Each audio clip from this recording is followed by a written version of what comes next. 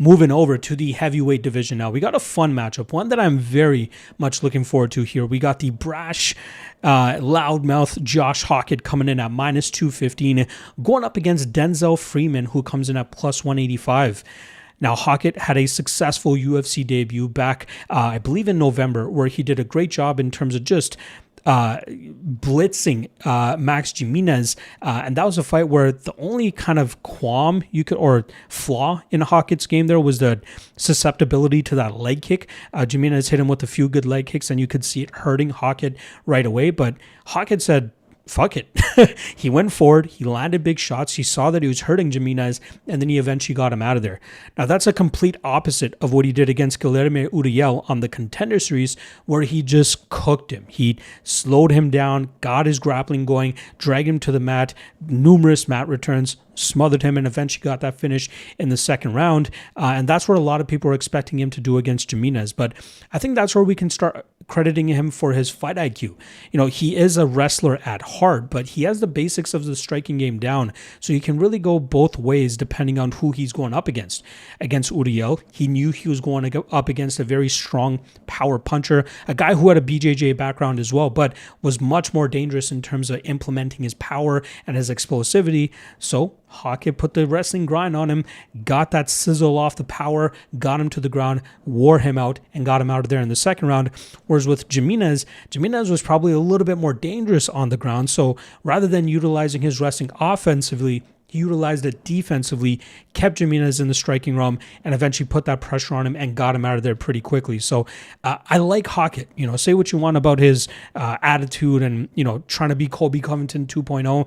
This guy can fight. This guy is very good, very athletic, getting better every single time out, training with the Jackson Wink guys down there, which, you know, not as famous as a gym as it used to be during John Jones's heyday, but still very high-level coaches, some good training partners as well.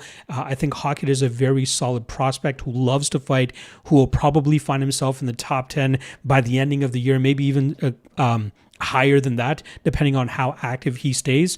But this fight will be a true test to see how ready he is for the next step. Now, with Denzel Freeman, if all you've seen from him is his last fight, which was his UFC debut against Merrick Bulio, you wouldn't be all that impressed with him. Right, that was a very tepid pace kickboxing bout where neither guy really pulled the trigger, neither guy really went and took risks to try to get a finish. And I think that's kind of been Freeman's issue throughout his career. This guy is very talented. I've been following him for a long time now. I believe it was before his Pinson fight that I really started to pay attention to him. I know he lost that fight by split decision, but the reason he lost that fight is the issue that I have with him. He has a Olympic wrestling background. He has very good Taekwondo, so you see him very light on his feet, especially for how big he is. He kicks very well. He's very fast. Again, wrestling defense very much on point. You saw that on display when he won the LFA heavyweight title by defending the takedowns of BJJ black belt Hugo Cunha, and he kept that fight upright and eventually got the pressure on him, got his striking going, and pretty much cooked him and beat him very easily.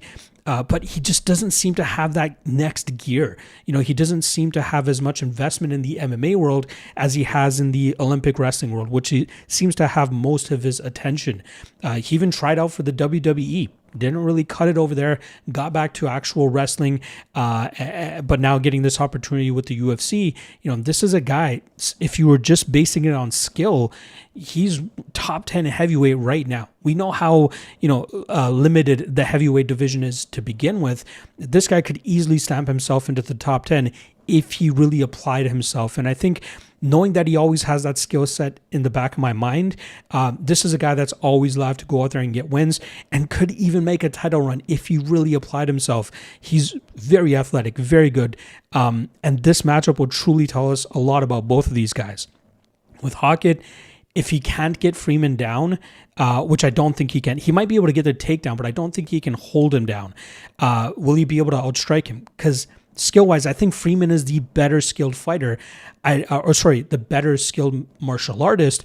I think Josh Hokit is the better fighter. I think he's a guy that will actually go out there, push Freeman, put him into uncomfortable positions. I think Hokit may even have a little bit of a cardio advantage. So if this goes into deeper water, I think he would be the one that's willing to take a little bit more damage just to give more in return.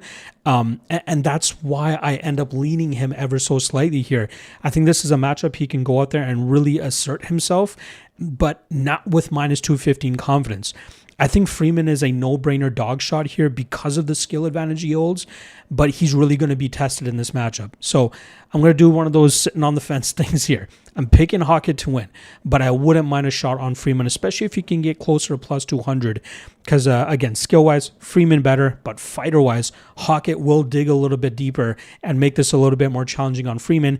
It really depends on if Hokit brings that fight to Freeman, how Freeman reacts to it. If he, if he gets pissed off a little bit about what Hokit's saying in return to him, trying to ignite that fire with Freeman, maybe we see a big knockout from Freeman or something like that. So this is a very fun fight. If you know, you know. Essentially, I'm going to go Hokit by TKO. I think he smothers Freeman and eventually gets him out of there in the second or third round. But I think the bet should be on the Freeman side, given the value you're getting on a very skilled fighter.